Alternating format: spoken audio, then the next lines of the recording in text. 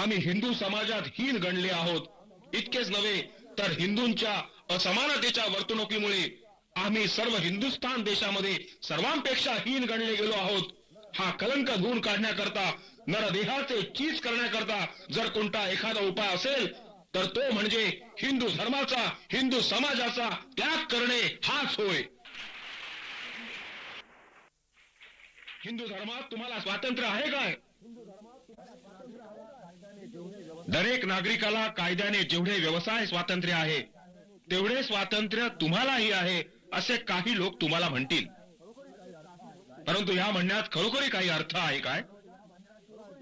ज्याला जन्मजात धंद्याशिवाय दुसरा कोणताही धंदा समाज करू देत नाही त्या माणसाला तुला व्यवसाय स्वातंत्र्य आहे असं सांगण्यात काय हसील आहे? ज्याला संपत्ती मिळवण्याचे कोणत्याही प्रकारचे द्वार खुले नाही त्याला तुझ्या संपत्तीला कोणीही हात लावू शकणार नाही, तुझी संपत्ती उपभोगण्यास तू स्वतंत्र आहेस असं सांगणं म्हणजे त्याची थट्टा करणं होय. अस्पृश्यांनी चांगला पोशाख घालून हिंडावे असा हक्क कायद्याने दिला आहे, पण हिंदू समाज तसे कपडे वापरू देत नाही. तर मग त्या हक्काचा उपयोग काय?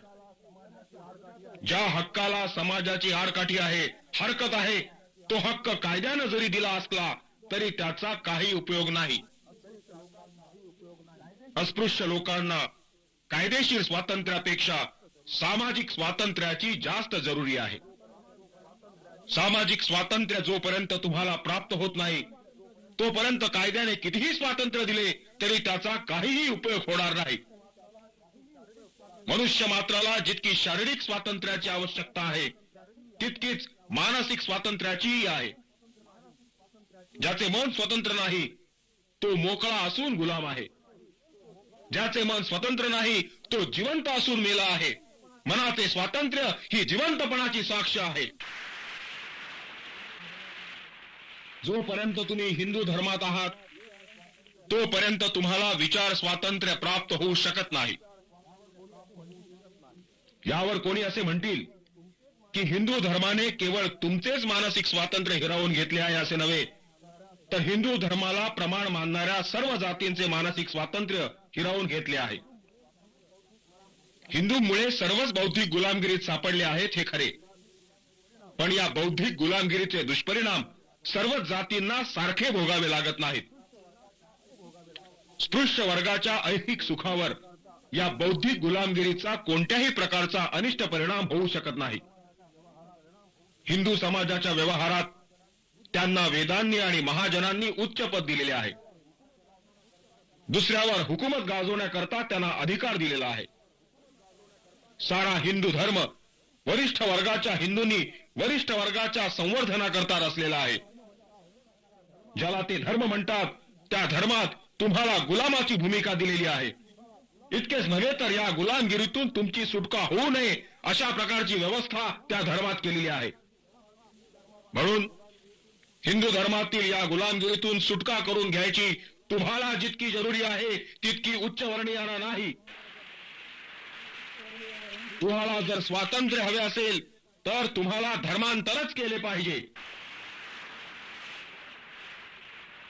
अस्पृश्यता निवारणाची आज जी चळवळ चालू आहे त्या चळवळीवर अशी टीका करण्यात येते की तुम्ही आपापसातली जातीभेद अस्पृश्यता नाहीशी करा, मग आमच्याकडे दाद मागण्यास या, असा साळसूतपणाचा सल्ला त्यांना देण्यात येत असतो.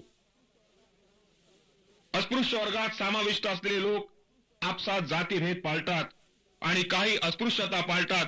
या गोष्टीचा इन्कार करता येणं शक्य नाही. तरी या अपराधाला ते कारणीभूत आहेत असं म्हणणे निखालस खोटे आहे. जातीभेदाचा आणि अस्पृश्यतेचा उगम वरिष्ठ वर्गाच्या हिंदूंच्या हातून झालेला आहे.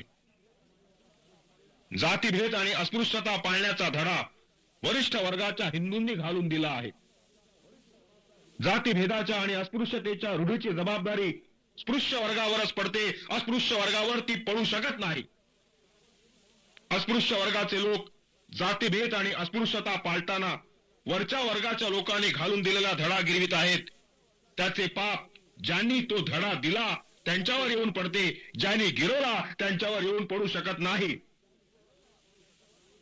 हे उत्तर जरी समर्पक असले तरी या उत्तराने माझे स्वतःचे समाधान होऊ शकत नाही.